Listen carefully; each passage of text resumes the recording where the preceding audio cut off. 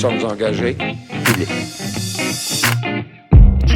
Bienvenue aux engagés publics. Cette semaine, on est en compagnie de Sébastien Couture, le maire des Cantons Unis de Stoneham et Tewksbury. Salut Sébastien. Salut Denis.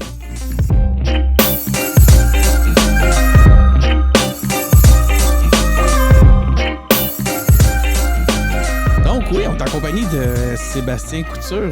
Merci encore une fois, Sébastien, d'avoir accepté notre invitation. Sébastien, il faut que d'emblée, je pense qu'il faut que je dédouane le fait qu'on est amis. On se connaît depuis un bon bout de temps. Ouais. Fait que comprenez, chers auditeurs, que si on a un ton un peu plus amical aujourd'hui, un peu plus direct, c'est parce qu'on se connaît et on ne commencera pas à faire semblant qu'on se connaît pas. Malgré que j'ai remarqué ça, je tutoie quasiment tous les invités avec qui je suis. Des fois, ça me fait un peu rire. Mais je sais pas, je me sens à l'aise rapidement avec les gens. C'est la beauté et la proximité des différents podcasts que tu fais, là, Denis. Oui, je pense que oui. Moi, je pense que ça contribue. Oui. Puis, aussi, regarde, à ce soir, on fait ça autour d'une petite bière. Ouais, absolument, merci. mois de juillet. Mois de juillet, effectivement. Dans le studio des engagés publics à Québec, hein, c'est de ça que ça a l'air. On est aussi en compagnie de Snoopy, mais là, Snoopy, il n'est pas au poste pour l'instant. C'est pas grave, il va revenir nous rejoindre tantôt. Vous perdez rien pour attendre, Snoopy va être avec nous. Donc, Sébastien, allons-y. Regarde, j'y vais. Moi, d'habitude, je fais une présentation longue. Ouais. J'y vais avec une petite présentation. Donc, je le disais au début, maire des Cantons Unis de Stoneham et Tewksbury. En fait, avant de faire ma recherche, je ne savais même pas que ça s'appelait de même. Là. Ouais. Moi, j'ai vu ça. Moi, j'ai toujours dit Stoneham. Ouais. Donc, là, je vois que le nom est plus long. Mais tu es aussi préfet de la MRC de la Jacques-Cartier. Absolument. T'as été cimentier applicateur à la Truelle d'Or. Oui. Ça, vois-tu, moi, je ne savais même pas, malgré qu'on est amis. Et aussi chargé de projet à l'Association pour la protection de l'environnement de Lac-Saint-Charles et des marais du Nord, l'APEL. Je pense que c'est bien connu. On connaît l'acronyme, le APEL. Oui. Ça, moi, je sais que tu étais bien impliqué là-dedans parce qu'entre autres, quand tu as fait campagne, puis on aura l'occasion d'en parler tantôt, c'était une des choses, là, un des dossiers que tu portais et qui te tenait à cœur. Ouais. Donc, félicitations pour ta victoire du 7 novembre 2021. Ça remonte, là. Ça fait quasiment 8 mois que c'est fait. Tu as eu près de 70% des votes, c'est ça? Oui, exactement. Donc, tu as passé à la mop, comme on dit. Ben, écoutez, ça a bien été, quoi. Moi, grosse absolument. Victoire. Là, les opposants sont séparés de 10 et 20%. Ceci étant, je pense qu'il y a un momentum partout au Québec, là, puis on a fait partie de ça. Il y avait besoin d'un changement, Stoneham Tewksbury, puis c'est ce qu'on a aligné, quoi. Tu connais les engagés publics, Sébastien, tu as écouté quelques épisodes, hein? Tu connais notre première question. On veut savoir qui est le gars normal, là. Pas le politicien, pas celui qui a le goût nécessairement d'aller en politique. Sinon, toutes les autres questions vont être orientées là-dessus. Là, on veut en savoir un peu plus sur toi. Qui est Sébastien Couture, le gars normal? Le gars normal, c'est un touche-à-tout. En fait, tu parlais tantôt, là, oui, j'ai encore mes cartes de cimentier applicateur, mais j'ai parcouru pas mal de monde. Courtier immobilier, j'ai été directeur de l'information pour l'Écho du Lac, le journal régional. J'ai étudié en sciences politiques. J'ai eu des projets récréo-touristiques. C'est un peu un petit gars du terrain, là, puis j'ai touché à tout. Avec la fibre, toujours politique, quoi. À 20 ans, mes premières élections municipales. Ben, parlons-en. Écoute, ça vient de où, ton goût de l'engagement public? Nous, on s'est connus dans ce contexte-là, mais tu dis que tu dis que ça a toujours été présent? Oui, absolument. En fait, là, dès mon jeune âge, je m'impliquais dans la communauté. On a quand même une communauté très intéressante à Tewksbury, d'où je viens. C'est un petit patelin à côté de Stoneham. En fait, c'est les Cantons Unis, effectivement, mais c'est un territoire quand même différent le long de la rivière Jacques-Cartier où on était peu de monde. Ben, t'es pas un parachuté, toi, là. Non, absolument pas. C'est Chauveau, là. Réellement, exactement. Puis Chauveau, c'était chez nous aussi. C'est d'ailleurs, oui, on en parlera, mais c'est vraiment... moi, je pense que c'est ce qui m'anime le plus, c'est de venir de mon territoire puis de vouloir le défendre puis de vouloir sans dire le conserver avec les différences qu'il doit y avoir à travers le temps, mais vraiment revenir toujours aux sources. Avoir le mieux. Oui, avoir le mieux, puis le vivre, notre territoire, comme je l'ai vécu là, depuis que je suis tout jeune. Puis ça, pourquoi les gens s'attachent à ce territoire-là. Fait que oui, première élection à 20 ans, la deuxième à 27, une autre à 32, une autre à 37, puis la dernière... je les ai pas dans mon long CV, fait que tu pourras nous en parler. Mais donc, tu as habité depuis que tu es tout petit. Oui. T'habites. Mes parents habitent toujours Jean-Cartier-Sud. Ouais. OK, ils ont-tu voté pour toi? Je pense que oui. Il est même encouragé. T'es allé à l'école dans ces. Ouais. Mon ce père avait coin-là été aussi. conseiller municipal. En fait, avait été candidat comme conseiller municipal à l'époque. La fibre ne vient pas de là. Moi, je pense que, en tout cas, on a une famille, sans dire très impliquée, mais très politisée. On avait toujours des débats là-dedans. J'ai toujours mangé de ça. Dans ma famille, il y a des avocats, il y a des gens qui sont proches de ça. On avait des beaux débats familiales animés. Puis j'ai toujours été vraiment, c'est quelque chose qui m'intéressait. Puis même à l'époque d'aller défendre les enjeux jeunesse dans notre petite contrée, quoi. J'étais le premier ou le seul même porte-parole, là. Étais-tu, parce que là, on va en parler tantôt, tu t'es impliqué au PQ. Est-ce Oui. que c'était dans un contexte provincial, dans un contexte municipal, tes premières. C'est réellement municipal, oui. Ah, oui, oui. oui, comme conseiller avec municipal tes- à 20 ans, on m'a approché pour être candidat. Puis ça a commencé là. C'est pas par Honnêtement, dépit de la du politique tout. provinciale Non, que non, tu es allé. non, OK, non, il y non, en au a contraire, qui- même en a par qui doivent passion penser ça. politique. Ouais, par passion politique, je me suis embassé. Si on peut en parler, là, c'est sur la table, mais pour être très transparent, quand l'élection de Chauveau est arrivée, moi, j'étais directeur de l'information à l'Écho du Lac. J'ai vu 2 candidatures se présenter dans les autres partis, puis j'ai dit non, moi, j'ai le goût qu'on parle des vrais enjeux de Chauveau. Ouais. Ceux que je connaissais, puis j'ai dit OK, j'y vais. J'ai levé la main au parti où il y avait une place à l'époque. Là, tu sais, je veux pas dénigrer rien, puis soulever rien. C'est sûr que j'avais des tendances déjà. Si tu veux, péquiste en tant que valeur. mais il reste Indépendantiste. oui, absolument. Puis, mais c'est sorti de nulle part. Je n'avais pas ma carte à l'époque. J'ai levé la main, j'ai dit OK, on y va dessus. J'embarque dans le bateau, puis... Écoute, on va en parler parce que Oui. c'est très drôle. C'est quand même particulier. Tu es un de ceux qui ont eu une partielle assez spéciale. Tu Absolument. as eu la chance de faire ta course où il y avait un chef au Parti québécois qui était assez coloré, en tout cas, puis sous les projecteurs, puis il amenait les projecteurs avec lui. Hein. Oui, oui. Tu as fait campagne avec... Tu as été candidat dans la partielle de Chauveau en 2015 pour le Parti québécois. Puis je me demandais, c'était comment de faire campagne aux côtés de Pierre-Carl Pellado? C'est quand même pas banal.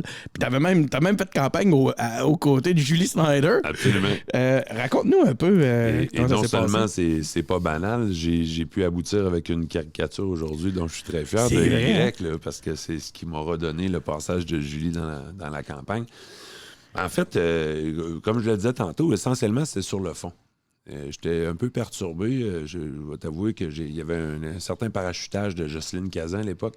Ah, c'est vrai. Dans notre comté, c'était M. Deltel qui sortait du T'en allais au comté, s'en allait au fédéral.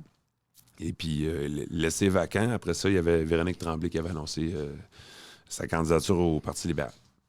Donc, moi, j'écoutais un peu les débats, mais vivement, j'étais comme interpellé par le manque, en tout cas, tant qu'à moi, et bien humblement, de profondeur sur la réalité de notre territoire.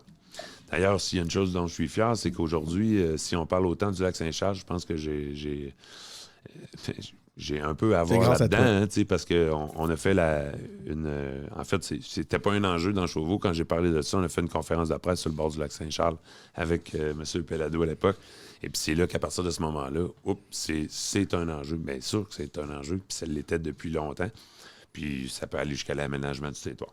Ceci étant, c'était vraiment question de désir de parler des vraies affaires. On va être honnête, je pensais pas réussir à traverser ça. Il y avait une réalité dans Chauveau qui faisait en sorte qu'on avait très peu de chances de gagner ça. Je l'ai fait... Mais t'as je l'ai réussi pris à quand bras-le-corps. même. Puis t'as imposé, t'as pas gagné, Non. mais t'as imposé pas mal de fois. Il y a eu régulièrement, t'as imposé ta Oui. thématique. Fait Oui, que je t'as- pense que si on a gagné quelque chose, c'est bien celle-là. Puis tu soulevais ça tantôt, c'était comment? Quand on a commencé, il n'y avait même pas de chef au PQ. Fait que quand j'ai ouais. déclaré ma candidature, M. Pellado n'était pas encore nommé le chef du PQ. Donc la course sous leadership avait encore lieu. Et là, à un moment donné, tout a déboulé, puis boum, c'était Pierre-Carl qui avait été élu. Bref, c'est allé très vite. Puis honnêtement, ça a été quoi? 35 jours de campagne, mais très, très, très intense. Là. Je me souviens pas du nombre de livres que j'ai perdus, mais honnêtement, c'était très significatif. Et puis, essentiellement, personne ne pouvait t'attendre à cette espèce de joute-là. Puis ensuite, ben moi, je pense que j'avais pas calculé au départ qu'on serait dans une partielle où là, même les caméras nationales étaient arrivées sur toutes les caméras se sont tournées vers vous. C'était vraiment impressionnant. Évidemment, ils suivaient Pierre Karl. Tu sais. Absolument. Et puis si on n'avait pas eu une partielle, on se comprend que ça n'aurait pas été comme ça du tout. Aussi. Donc, effectivement, il y a eu quelque chose de très impressionnant dans la vitesse à laquelle ça a roulé. Puis on était de tous les feux de la rampe. Là. D'ailleurs, l'anecdote sur la caricature de Y, c'est un tweet de Mme Cazin qui un soir dit on l'a même à la limite. Rappelle-nous-le, s'il te plaît, prends la peine de l'expliquer aux auditeurs. C'est un soir, Mme Cazin se serait fait pirater son Twitter, puis il a donné le micro à la Julie. Et Julie Snyder était venue en appui au candidat de C'est ça, attends un peu, excuse-moi, je veux le préciser. Oui. Elle avait fait un tweet où elle interpellait Julie Snyder, mais d'une façon un petit peu irrespectueuse. Là, je me souviens pas exactement, mais je me souviens que c'était ça en gros. Oui. Puis là, c'est ce qui avait fait la nouvelle le lendemain. Là. Absolument. L'idée, c'était de supposer qu'on avait donné le crachoir à la Julie. C'est comme ça que ça avait été écrit. Tu parles et donc, c'est ça. C'était pas une façon très chic de... Mais effectivement, cette journée-là, je pense qu'on avait fait 6 fois l'antenne, live. C'était quelque chose d'impressionnant. Là, réussissais-tu à avoir ta place là-dedans ou les caméras? Non, mais il y avait... Non, mais on va être honnête, là. Il faut quand même le dire. On était... Cette journée-là, on a fait une virée dans Wendake. Et je vais m'en souvenir, on avait fait les commerces, on avait été manger au Feu Restaurant. Qui va réouvrir ou qui a réouvert à Sagamité. Sagamité. Il a réouvert en ville, il réouvre aussi sur le territoire de la Nation. L'endroit où j'avais commencé, la première journée où j'avais rencontré Gérard Deltel pour aller parler des enjeux de Chauveau. C'était là, à la Sagamité. C'était à la Sagamité. Puis ensuite, la journée avec Julie, on avait fait le tour de Wendake et des endroits dans Chauveau. Mais bref, c'était toute qu'une journée.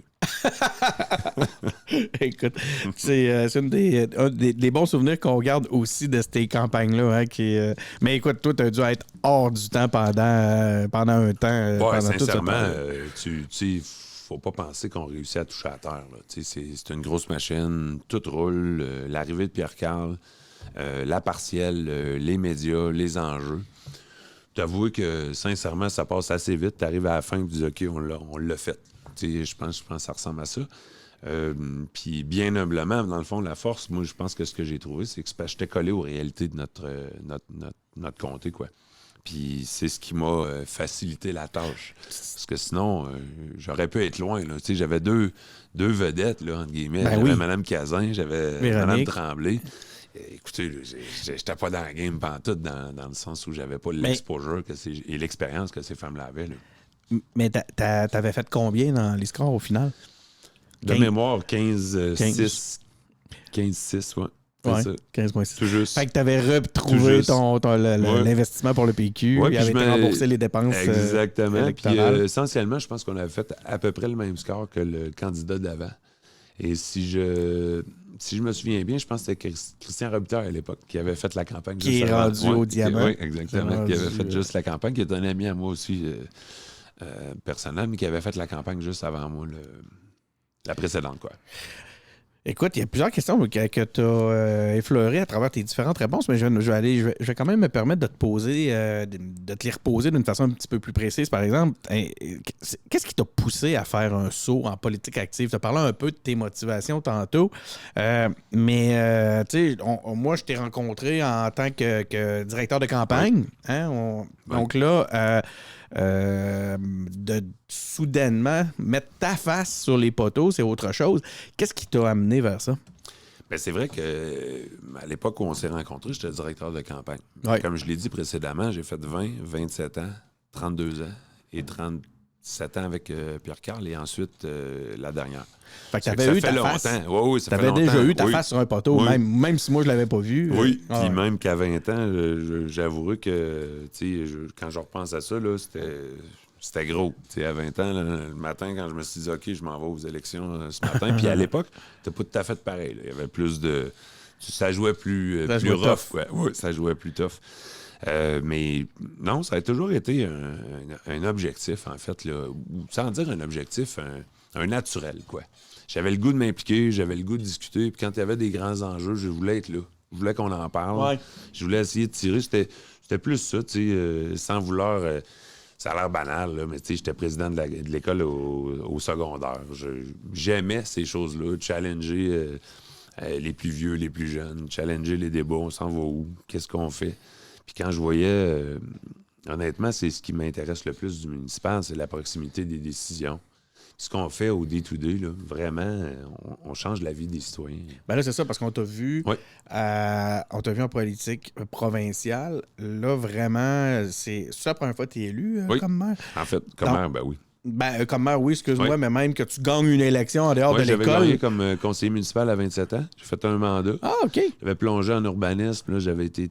Tu sais, je l'avais pris à cœur, quoi. Tu sais, même... OK, mais il va falloir que tu ailles mettre ton wiki à jour parce que. Absolument, je pense c'est que pas tu peux là. pas faire La ça. truelle d'or. Même en fait, Wiki, t'as pas de contrôle. Fait que tu peux pas le changer toi-même, là, mais qu'il y a du monde qui pourrait aller faire ta page Wiki, mais ton LinkedIn, mets-le à jour, moi, Ah tout oui, ça. absolument. Vois-tu, Absolument. ça aurait été super intéressant de voir ces éléments-là. Je savais Ouais. même pas. Puis il y a fort probablement qu'il y a plusieurs personnes qui l'apprennent en même temps que Ouais. moi, là, en écoutant ça. Ceux qui étaient plus près de la campagne municipale ont peut-être entendu ça, mais j'avoue que c'est pas trop mon bac de remettre à jour mon CV, mais ça fait longtemps que c'est un peu, sans dire destiné. Puis pour l'anecdote, il faut comprendre qu'à un moment donné, je me suis distancié de la politique municipale puisque ma conjointe actuelle était directrice générale de la municipalité. Ben, il y avait Et un donc, souci d'éthique. ben, il y avait un souci d'éthique flagrant, évident, puis je simplement retiré, puis Mais je ensuite pense que elle a quitté, fait que...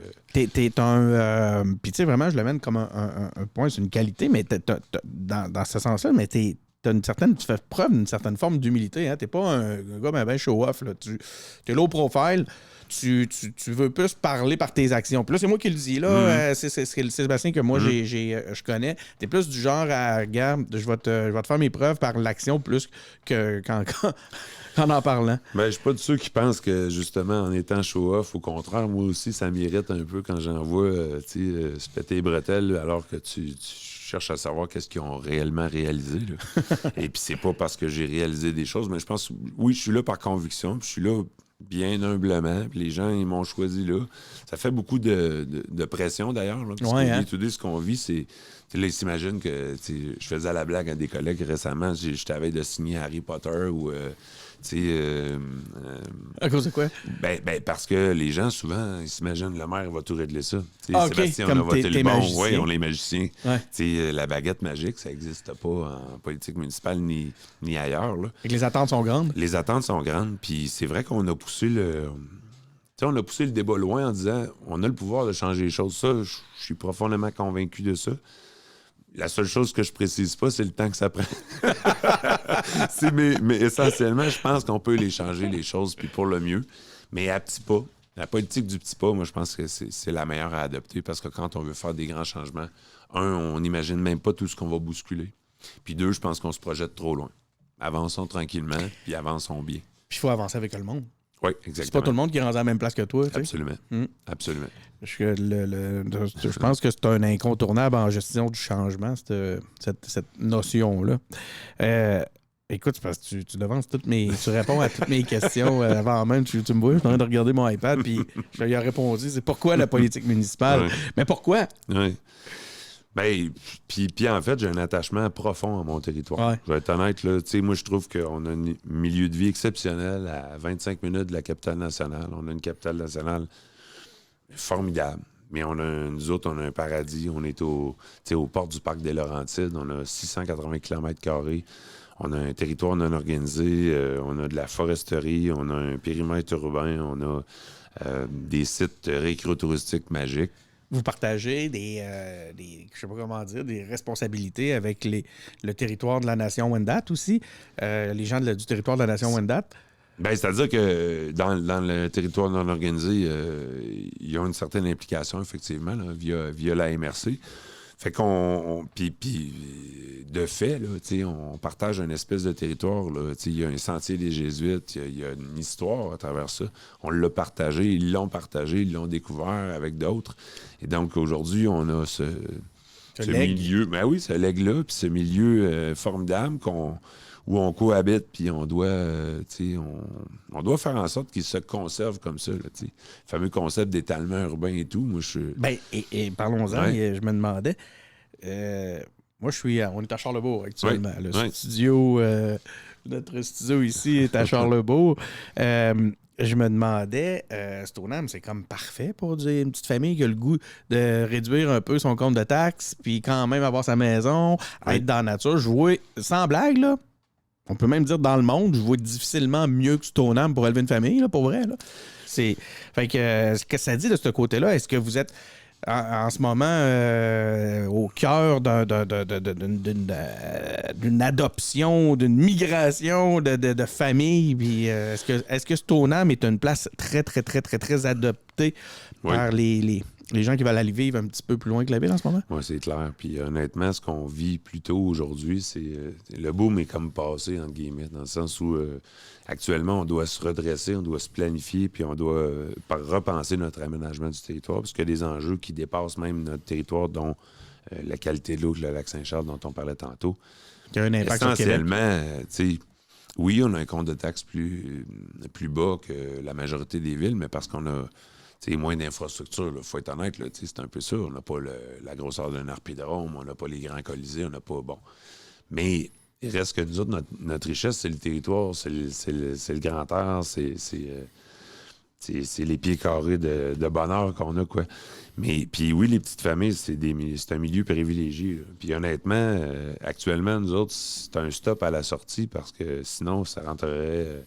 Puis d'ailleurs, je dirais que on en parlait tantôt, là, mais dans toute la MRC de la Jean-Cartier, le Croissant-Vert, les gens, ils veulent se retirer un petit peu plus loin, avoir un petit peu plus de lassitude, des plus grands terrains, être plus près de la nature, plus près de plus grands espaces, quoi, pour faire vivre et pour développer une famille, quoi. Tu parles de la MRC, t'es préfet Oui. de la MRC, je l'ai dit tantôt. C'est quoi ça, un préfet? Je dirais, le préfet, c'est le maire d'entre-les-maires. On est choisi, en fait, on dépose notre candidature à travers les différents maires. 9 municipalités dans la MRC de la Jacques-Cartier, Sainte-Brigitte, Lac-Beauport, Lac-de-Lage, Stoneham-Tewksbury, Lac-Saint-Joseph, Fossambeau-sur-le-Lac, Shannon, Sainte-Catherine, la Jacques-Cartier, Saint-Gabriel. C'est plus gros que la France. C'est très grand comme territoire, effectivement. Et puis, en fait, moi, j'ai levé la main à l'époque pour une raison. Puis, je le ferai encore sans hésitation. Il y avait l'enjeu global, là, c'est, pour moi, en tout cas, actuellement, c'est le plan métropolitain d'aménagement puis de développement. Et le préfet siège à la CMQ. Ah. Et à la CMQ, on gère la PMAD. C'est pour ça que j'ai levé la main. Honnêtement, c'est une grosse bouchée, là. Je viens d'être élu, j'aurais pu me concentrer là, puis tout ça. Mais force est de constater que l'agenda actuel, le PMAD, ça serait que dans les 2 prochaines années, ou en tout cas, dans le meilleur des mondes, même peut-être un peu avant. C'était là l'enjeu, puis je pense que nous autres, on a le devoir d'aller mettre le pied à terre, mais pas en querelle avec les autres, mais vraiment de l'orienter différemment de ce qui s'est passé dans les dernières années. Puis ça a été un des enjeux de ce qu'on a amené, l'aménagement du territoire. L'aménagement du territoire, ben, il va être décidé là. Le plus grand, si on veut, le grand schéma, il vient de là. Fait qu'ensuite, on redescend notre réglementation. Mais si le patron n'est pas bon, on peut pas redescendre. Quand tu parles du patron, tu parles pas de toi. Là. Tu parles exactement. du plan. Et du plan, exactement, du plan. Et de la planification de l'aménagement du territoire. Pourquoi on va là? Pourquoi... Puis nous autres, on a vécu des choses... Sentais... Excuse-moi, on va te laisser aller là-dessus, mais tu sentais que c'était un bon levier pour toi d'être assis sur la chaise de préfet pour pouvoir justement orienter un peu la vision puis t'assurer que ça allait aller dans un sens qui était respectueux pour les gens de la MRC. Et puis essentiellement, si tu n'es pas nommé préfet, tu ne sièges pas à la communauté métropolitaine de Québec et donc tu ne sièges pas à ça. Et si je veux faire une corrélation, moi, à mon seul mandat comme conseiller municipal, mais celui-là était très instructif, c'est-à-dire que j'ai passé 4 ans à la refonte réglementaire des règlements d'urbanisme à Stoneham et Tewksbury. Puis j'ai plongé dans l'urbanisme. Et puis, c'était comme naturel. J'en mange. J'ai été courtier immobilier aussi dans la vie. On n'a pas parlé tantôt. Mais un petit peu, oui, tu l'as mentionné. Ben, c'est ça. Fait que c'était tout interrelié. Puis je le vois, le territoire. Je le pense. Puis j'aime ça partager avec les autres. C'est quoi nos défis, l'environnement aujourd'hui, puis ainsi de suite. Puis il y a le développement économique. Il y a le développement écotouristique ou récréotouristique. Et donc, de ne pas penser à aller jusqu'au plan métropolitain d'aménagement puis de développement pour essayer de restabiliser les bases de ce que je voyais puis de ce que je pense qu'a besoin, y compris la municipalité de Stoneham, mais la grande MRC puis le Croix-sans-Vert, le plus grand terrain de jeu de la capitale nationale, ben, c'est un no-brainer, quoi. Fallait que tu sois là. Ouais. Revenons un peu à ta campagne. Tantôt, on disait que tu as gagné avec plus de 70% des voix, ou pas loin, en tout cas, près de. Sinon, comment ça s'est déroulé, ta campagne? Qu'est-ce que tu as fait de différent par rapport aux autres qui a pu, selon toi, attirer le regard et le respect et le vote des électeurs? Écoute, puis comme toute campagne, là, honnêtement, j'étais à ma 5e. Là, ça fait que ça va toujours vite. 2, oui, on l'a planifié, mais pas tant que ça. C'est-à-dire que, ouais, on a des choses à proposer, puis, on construisait les choses en s'en allant, parce que même j'ai commencé quand même relativement de bonne heure. Déjà, un des nerfs de la guerre, ça a été de construire l'équipe. Ensuite, les idées, moi, je pense que ça venait, mais il fallait vulgariser, les étoffer, bon.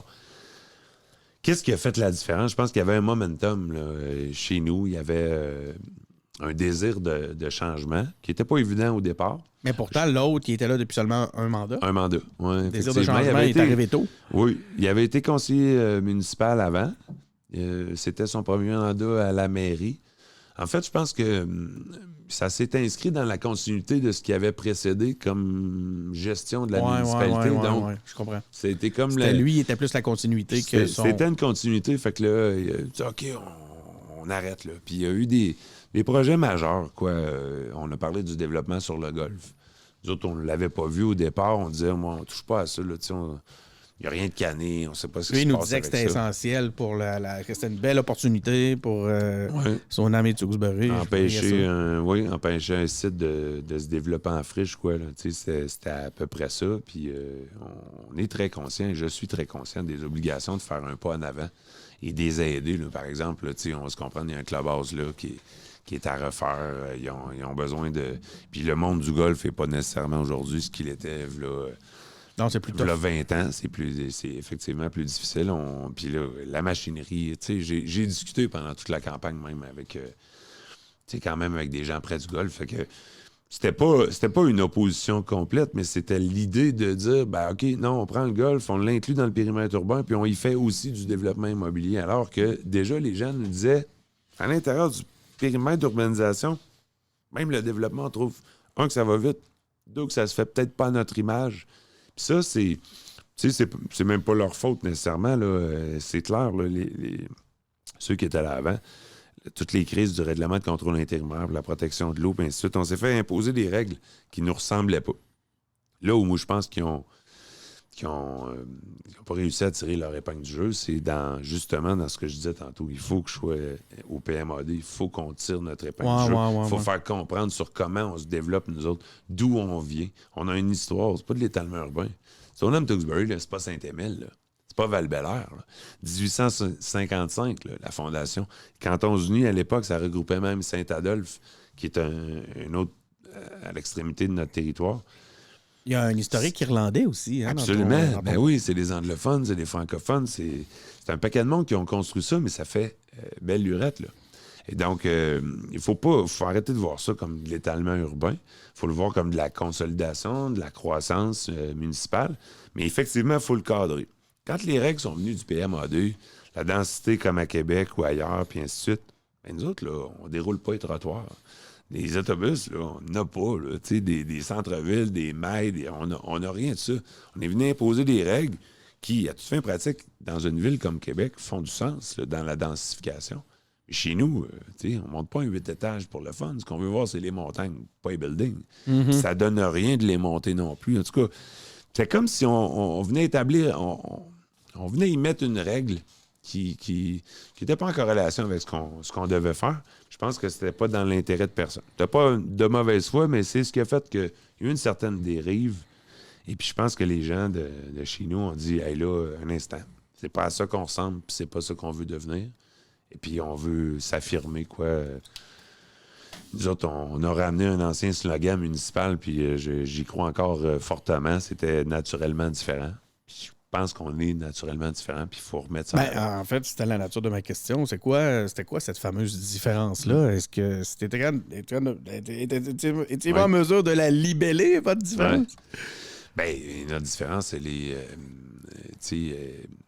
dans le fond, c'est un terrain de jeu, ce tournament à Tewksbury. Oui, c'est un endroit où il fait bon vivre. Puis ce qu'on veut pas, c'est... D'où la densification, puis ainsi de suite, ce qui nous amenait, c'est à devenir essentiellement un dortoir. Alors que c'est le récrotourisme, c'est l'écotourisme, c'est le parc national de la Roque-Cartier, c'est autre chose. Là, Puis en même temps, il y avait cette notion-là qui venait souligner le désir de changement dans les... fait que c'était astucieux, même au point de vue de la stratégie politique. Absolument. D'amener la notion de différence à même votre slogan. Ben oui, puis ce qui était drôle, c'est que les gens auparavant avaient délaissé ça, alors que s'il y avait une chose qui nous identifiait, c'était bien celle-là. D'être naturellement différent, puis de se développer différemment des autres.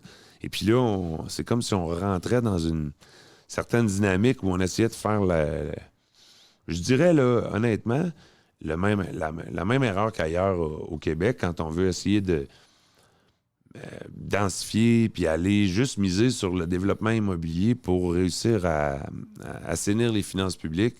C'est un faux débat, c'est écrit partout aujourd'hui. Tu peux pas... Tu sais, ça fait une espèce de tampon. Un 15 ans, un 10-15 ans. L'asphalte a été donné, la première rue, le promoteur, il te donne ça, c'est beau. Tu as 15 ans de taxes, puis tu n'as pas d'infrastructure à repayer. C'est le moment où tu remets de l'argent sur l'infrastructure parce qu'il faut que tu la changes, c'est plus bon. Puis là, pour réalimenter ta fiscalité, il faut que tu redéveloppes. T'avais pas le goût. C'est pas de ça que tu as envie. Puis c'est pas de ça, parce qu'à toutes les fois, nous autres, les enjeux environnementaux étaient élevés. Ensuite, on n'a pas toute l'infrastructure nécessaire à ça. Pour l'entretien. On est à peine 10 000 personnes. On peut pas aller vers là. Bon, après ça, tu as des demandes ça nous prend une piscine, ça nous prend un aréna, ça nous prend... Avez-vous tout ça? Non. Je savais pas. On a un terrain soccer synthétique maintenant, un leg de l'ancienne équipe. On a une patinoire couverte réfrigérée qui fait l'envie de beaucoup de monde, même dans la grande région. Je pense que, au maximum, c'est le genre d'infrastructure dont qu'on peut se permettre. Là. Mais quand on pense à une piscine, je pense que les gens, on oublie souvent ce que ça coûte au day-to-day. Fait que il y a toute cette notion-là de développement. Il y a le fameux golf. C'était quoi les autres thématiques qui se sont présentées pendant l'élection? Je pense qu'on l'a effleuré un peu, mais l'idée de... pour la croissance et la pérennité d'une municipalité, que ça aille par le développement, l'apparition même d'un autre débat qui était autour l'extension du périmètre urbain pour développer un parc technologique. OK. Écoutez, des montagnes, un parc technologique. Est-ce qu'on avait besoin de ça? OK, c'est en bordure de l'autoroute, mais là où il y avait un problème, c'est que, c'est comme si on... notre station touristique, Stoneham, par exemple, là, a besoin d'amour, on a besoin de l'encourager, on a besoin de dynamiser ça. C'est comme si là, on se sautait ailleurs, on s'en allait ailleurs. Ouais. Puis on avait des terrains choisis, on disait, OK, on s'en va là, mais on fait aucune consolidation. C'est pas performant chez nous, c'est pas optimal du tout, mais on s'étend déjà commence ailleurs. À s'étendre. Ouais. Au lieu de consolider là où vous étiez déjà bon ou supposé être bon, améliorer où ce qui était votre turf, comme on dit. Là, c'est quelque chose qui vous amenait à vous éparpiller. Et tout ça, j'en parlais tantôt, là, mais c'est un défi aussi d'infrastructure d'accueil. On n'a pas les infrastructures pour accueillir ça. Ouais. Venez facilement avec le parc technologique. OK, on les loge où? Ils vont redescendre à Québec parce que des logements à Stoneham Tewksbury, on n'en a pas. C'est du tourisme. Puis le tourisme, le day-to-day, tu peux pas te payer ça. Ensuite, les égouts, on ne pouvait pas y raccorder. Le défi avec le lac. Là, on s'en allait étendre le périmètre urbain, rajouter davantage. Puis même le terrain choisi était... ma foi, en tout cas, questionnable. Quoi. Il fallait en conserver 65 parce que les milieux naturels et toutes les contraintes étaient surmontables. Quoi, là. Puis, fait que dans le fond, il nous restait 35 de ce terrain-là choisi. C'était une sortie d'autoroute. C'était... En tout cas... C'est pas le meilleur projet. Ça n'a pas été très vendeur, ni pour nous, ni pour les citoyens.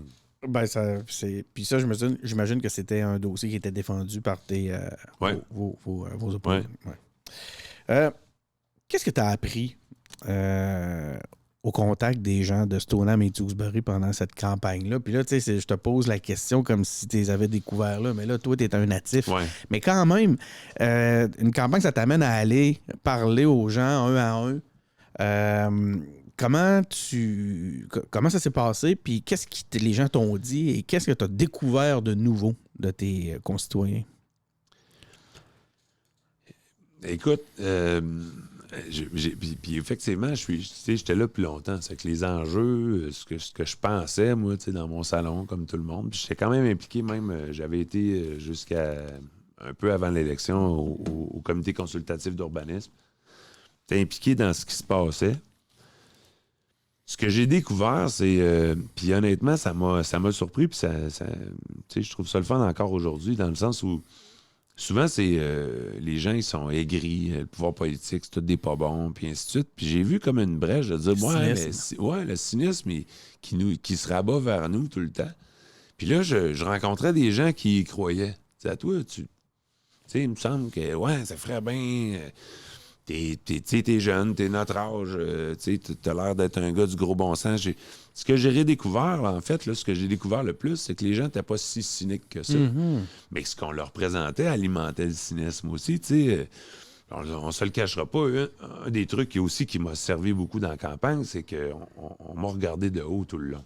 Ouais. Avec, le monde ne croyait pas, t'ont pas pris au sérieux. Non, exactement. Puis, mes adversaires, c'était un peu à la limite de l'arrogance quelquefois. Puis ça, non seulement ça n'a pas été payant pour eux, mais ça a été payant pour moi, mais ça a été payant contre le cynisme. Je disais, hey, t'as peu, on est en train de penser qu'il y a un gars qui pense comme nous autres, qui pourrait avoir du gros bon sens, qu'on pourrait mettre là, au lieu de celui qui regarde qui de haut, prend déjà qui pense ça qu'il a pour tout acquis. compris. Ben oui, moi, je me faisais dire que je savais pas compter, j'avais pas de Master in Business Administration, puis tout ça. Ben alors que, je cherchais pas ça. Je voulais discuter des vraies affaires, mais j'essayais de comprendre pourquoi on essayait d'aller vers là alors qu'on proposait rien au D2D, puis qu'on n'avait pas redynamisé tant de choses que ça.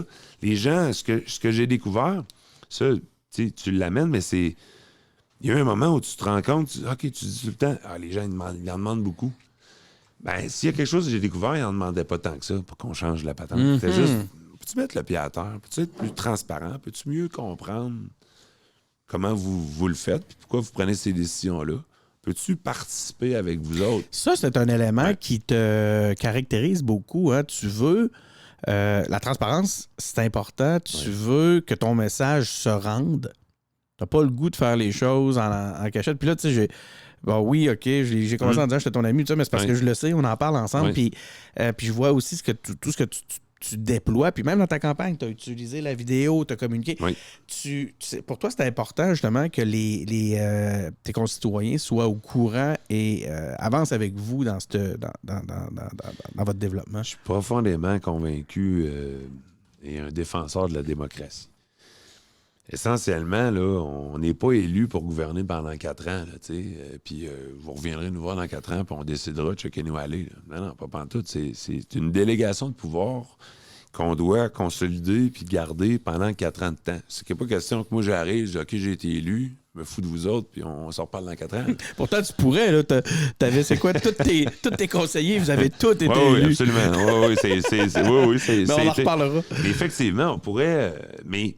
Tu vois, ça n'a même jamais effleuré mon esprit, dans le sens où c'est sûr que des fois, je vais être convaincu, puis quand je vais être convaincu que c'est une bonne décision, c'est parce que je vais être capable de l'expliquer, quoi. Tu sais, je vais être capable de dire, moi, on n'a peut-être pas de consulté tant que ça, mais on a assez d'éléments entre nos mains pour savoir que c'est par là qu'il faut s'en aller. Sinon, là, j'ai besoin de redescendre puis de jaser avec notre monde. C'est par là qu'on s'en va. Il faut valider.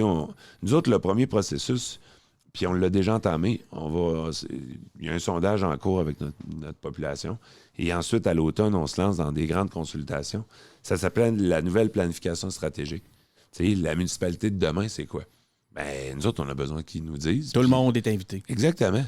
Puis là, ben, tu sais, puis honnêtement, on dit ça, 70% des voix, mais malheureusement, il n'y a pas eu tant que ça de participation. C'est drôle, là, parce qu'on a eu un peu moins de participation que l'élection d'avant. Mais les gens qui ont voté, peut-être qu'ils ont changé. Je dirais qu'effectivement, les jeunes sont sortis voter, puis les autres sont peut-être restés plus à la maison. Ceci étant, j'ai besoin de savoir ce qu'ils pensent, puis je ne gouvernerai pas en disant regarde, on sait quoi faire pour vous autres. Ça ne marche pas de même. Là, je veux dire, on a des bonnes idées, on se fait challenger, puis c'est comme ça qu'on avance. Puis ensuite, même, je suis capable d'aller défendre. Je suis capable de mettre mon pied à terre. Je suis capable de dire non, pas d'accord pour telle et telle raison. Ça prend un argument, mais ça prend une implication citoyenne. Puis les gens, il faut qu'ils soient au rendez-vous. D'ailleurs, actuellement, on est fiers de ça. On a une très bonne réponse. Très bonne réponse, par exemple, au sondage, même plus qu'espéré, là, quoi. Tu disais, je lisais les dépêches, là, les vieilles dépêches pendant la campagne, tu sais, puis tu disais que tu voulais travailler en collaboration avec les autres partis. Tu disais ça même avant même l'élection. Mais là, comme je disais tantôt, tous les postes ont été remportés par ton équipe. C'est facile là, de collaborer. Ouais. Ça doit faciliter la collaboration. Mais attends, ma question par rapport à ça, c'est... Plus sérieusement, là, c'est quelle forme ça prend finalement l'opposition dans ce contexte-là? Parce que tu disais tantôt être un démocrate dans l'âme, tu y crois fondamentalement. Donc, l'opposition, tu es d'accord avec moi, ça a une certaine importance. Ça a une importance. Tu vas la chercher comment? Ben, tu sais, ça, c'est la réalité quand même une petite municipalité comme nous. En fait, l'opposition, ça n'existe pas. C'est là que tu vas chercher. Dans le fond, quand tu vas chercher, moi, quand je consulte mes gens, je vais la chercher, l'opposition, mais je vais chercher tout le monde. Parce que même ceux qui ont peut-être voté pour nous, ça ne veut pas dire qu'ils sont d'accord avec tout ce qu'on lance comme idée. C'est que c'est en ouvrant ça, puis en étant transparent, puis en expliquant nos décisions. Si vous écoutez nos séances, moi, je m'efforce de tout vulgariser le plus possible, autant que je possède les dossiers, d'expliquer, tu sais, parce que souvent, c'est assez... tu sais, comment dire, c'est du langage fonctionnalisé avec des numéros, des dates, des ci, des ça, puis c'est des acronymes. C'est légal, tu sais, fait qu'on a comme pas le choix, mais en réalité, qu'est-ce que ça mange en hiver? Moi, j'essaie de le vulgariser. Fait que ceci étant, l'opposition actuellement, honnêtement, on peut le voir ailleurs. Chez nous, ça n'arrive pas. Là. On n'a pas. On a une équipe complète. Ben écoute, à Terrebonne, c'est comme ça. C'est où? À Longueuil, je pense qu'il n'y a pas d'opposition non plus. Mais tu sais, il faut le voir aussi. Nous autres, on n'est pas toutes des bénis oui-oui. J'ai une équipe forte, mais j'ai une équipe qui se challenge elle-même. Ça fait qu'on... Tu sais, l'opposition, là, souvent, est à l'interne. C'est peut-être un fonctionnaire tantôt, mais c'est peut-être un autre élu qui est assis à côté de moi, puis c'est peut-être un sympathisant de l'époque qui vient me challenger en séance du conseil ou dans le corridor. Là.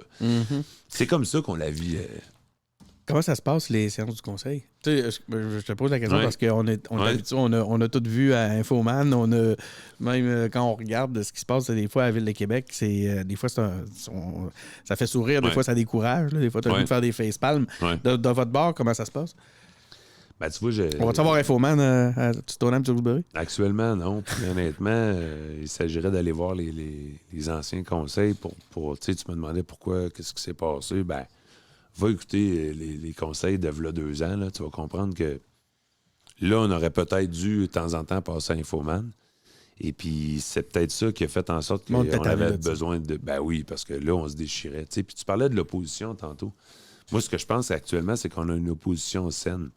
On a des gens qui nous challengent, puis ainsi de suite, mais c'est pas une opposition pour être opposé. Trop de shows là, de temps en temps. C'est pas lui, il a dit oui, moi je vais dire non. Ben oui, exact. Là, parce que souvent, même des oppositions, on cherche l'argumentaire constructif de s'opposer pour s'opposer, puis ça vient trop facile de dire il n'est pas de mon équipe. Je dis non. T'sais. Après 8 gros mois, là. On dirait que, puis là, il y a une courbe d'apprentissage qui est assez importante. Comment qu'il y a l'énergie?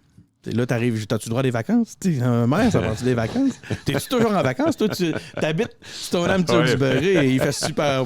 Les arbres, l'eau, l'air frais. T'as pas besoin de vacances, dans le fond. Tu peux rester au boulot. En fait, je dirais que j'en ai probablement besoin, mais je vais te dire, tu sais, puis je pense que c'est l'essentiel du truc. Moi, je suis un passionné de ça, j'en mange. Fait que j'ai pas vraiment l'impression de travailler.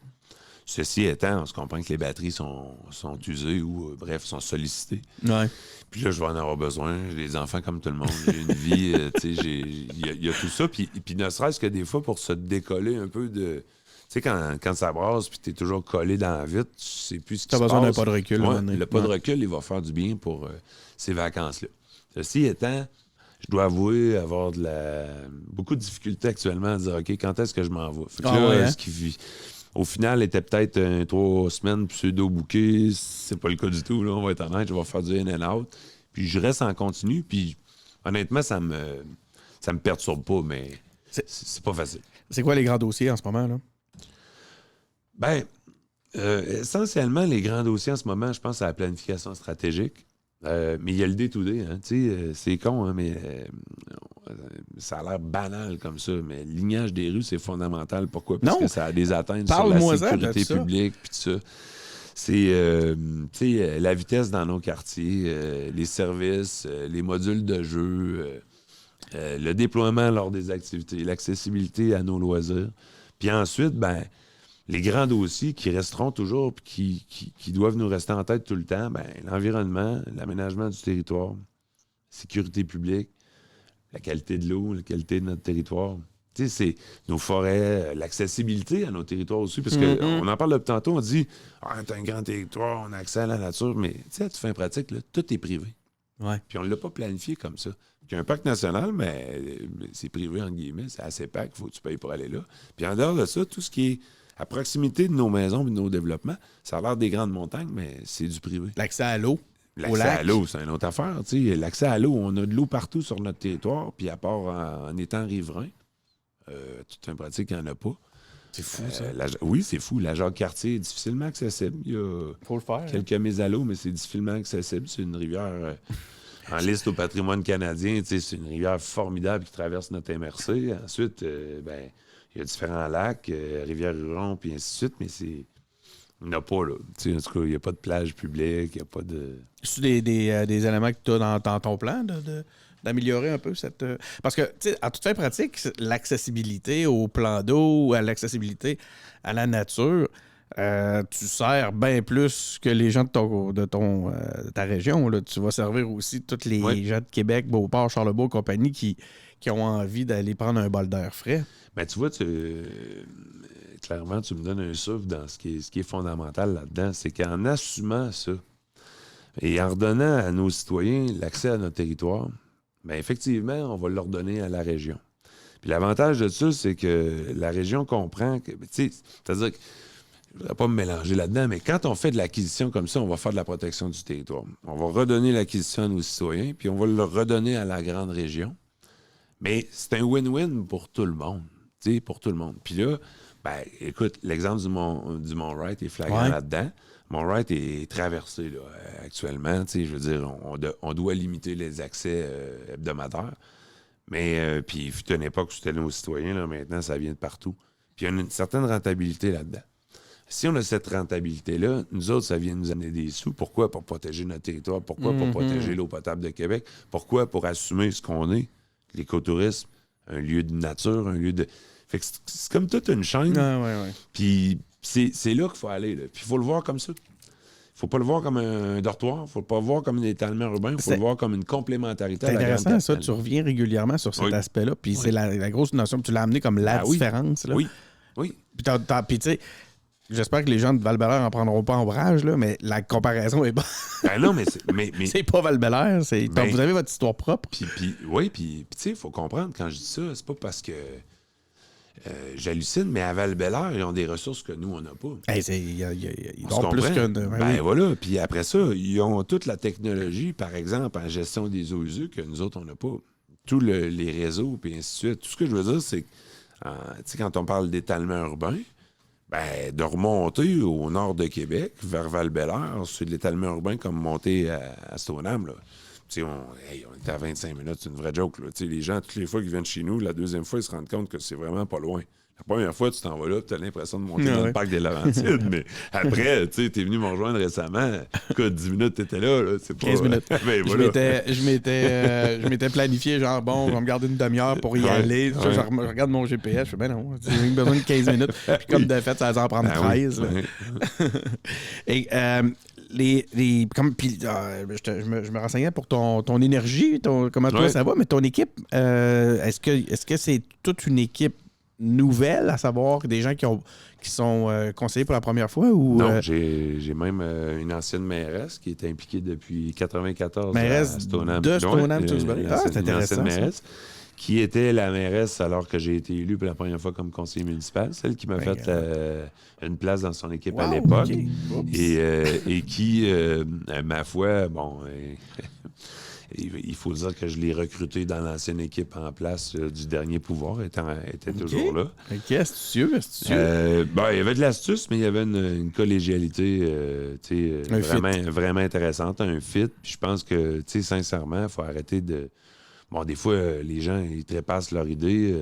Gaétane de Saint-Laurent est là depuis longtemps, mais vraiment, elle a un apport vraiment le fun parce que, oui, elle regarde vers le passé, mais capable de regarder vers l'avenir, capable de...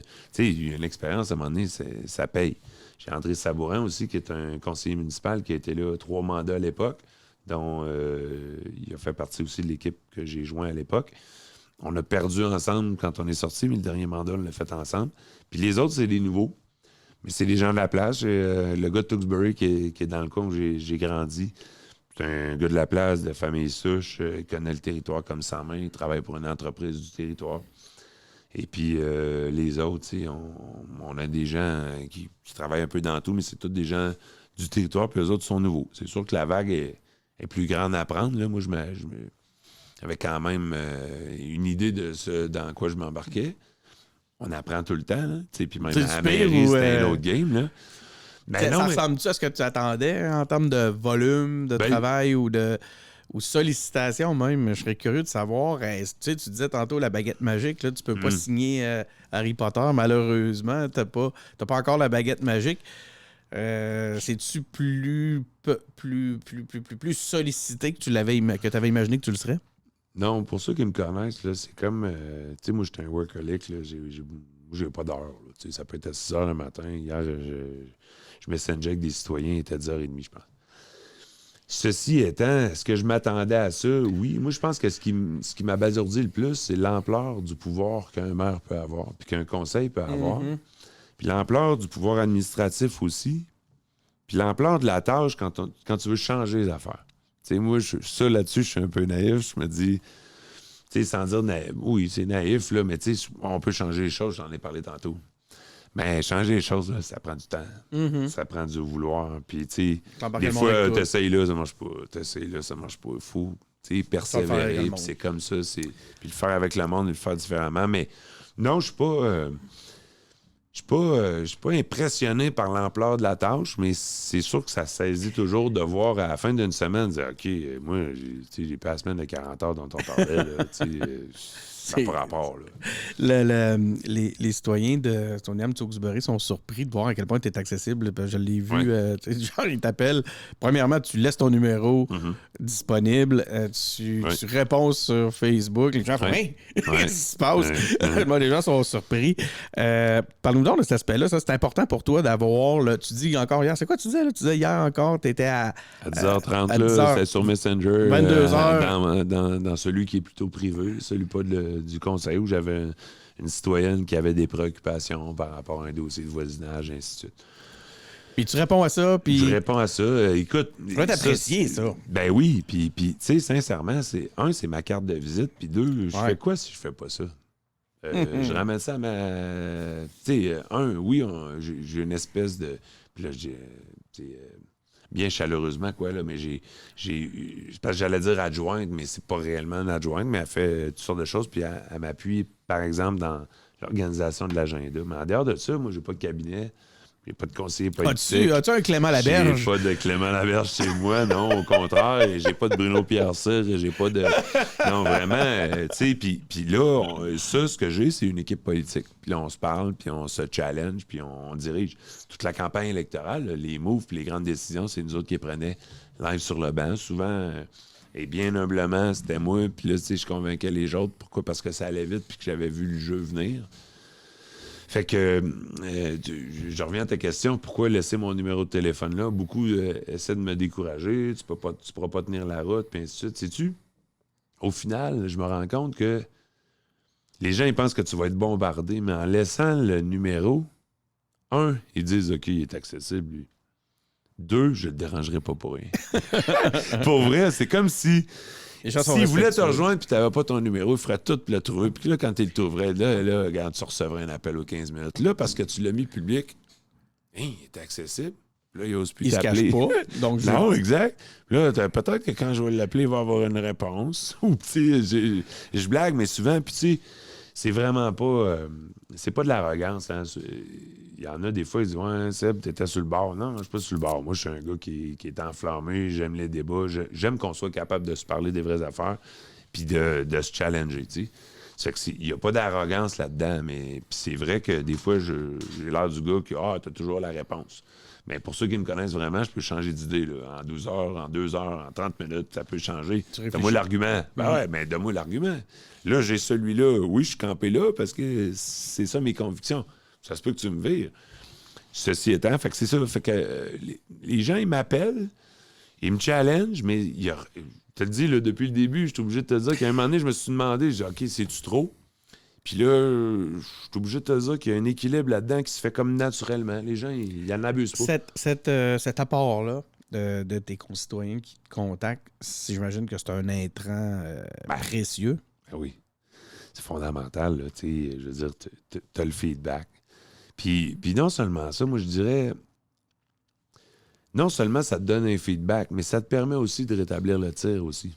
Parce que je l'ai été aussi dans l'espèce d'opposition, assis dans la salle, à dire « Ben oui, moi, si j'étais là, je ferais ça. Moi, si j'étais là, je ferais ça. » Quand tu arrives dans la machine, là, pas tout à fait de même que ça marche.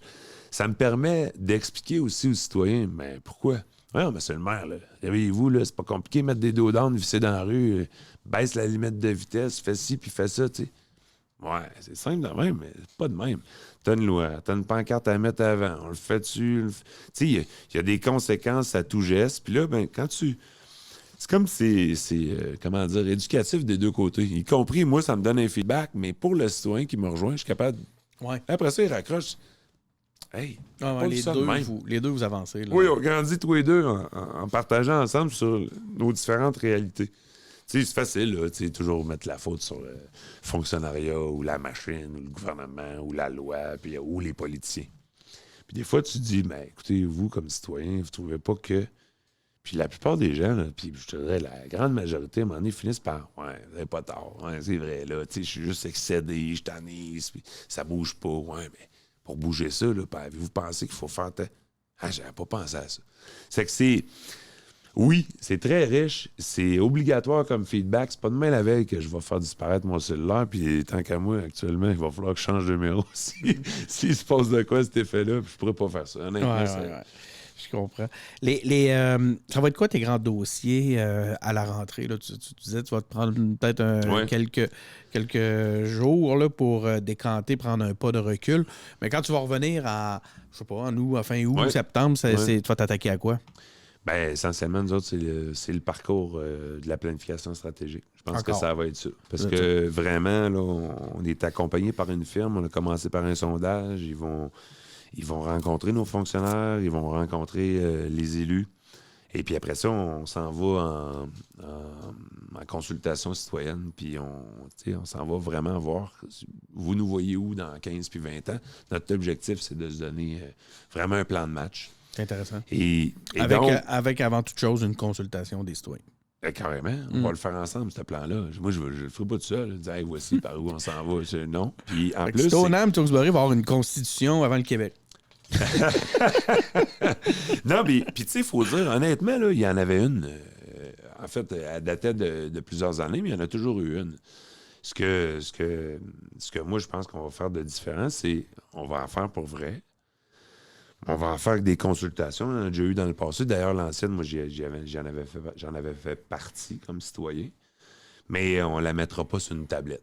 C'est pas, je veux pas envoyer de flèche, je me fous, là. Je veux pas faire chier personne. Ceux qui ont fait ça. Tu veux pas faire chier ceux qui ont tabletté leur propre rapport. Non, mais ça ressemble à ça. C'est comme si, OK, job done.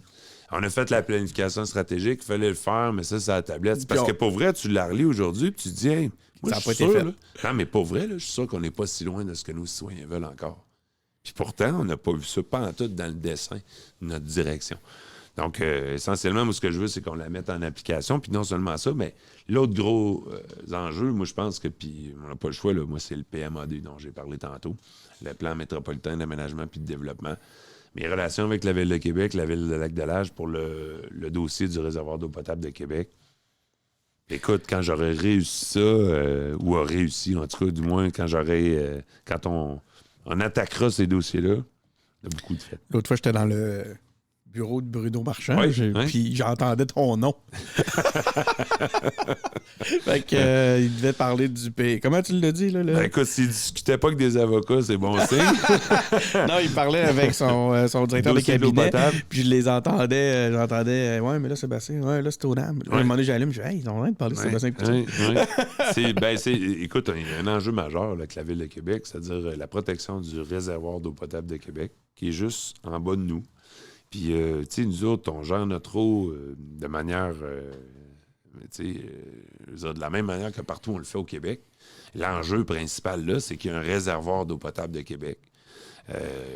Puis, évidemment, moi, je l'entends de certains de la Ville de Québec, c'est un bijou en matière d'ingénierie, le lac, là, parce que ça rentre à gravité pour alimenter en eau. Et plus la qualité est bonne là-dedans, mieux c'est pour eux. C'est 300-400 000 personnes qu'on fournit en eau potable. On n'a pas les moyens de perdre ce lac-là. Puis souvent, je leur dis, nous autres non plus, à Stoneham, pourquoi? Parce que si on le perd, ce lac-là, on perd notre territoire, nous autres aussi. Tu sais, là, on n'arrête pas de parler de leur prise d'eau. On la prend où, notre eau, nous? Dans notre nappe, à nous.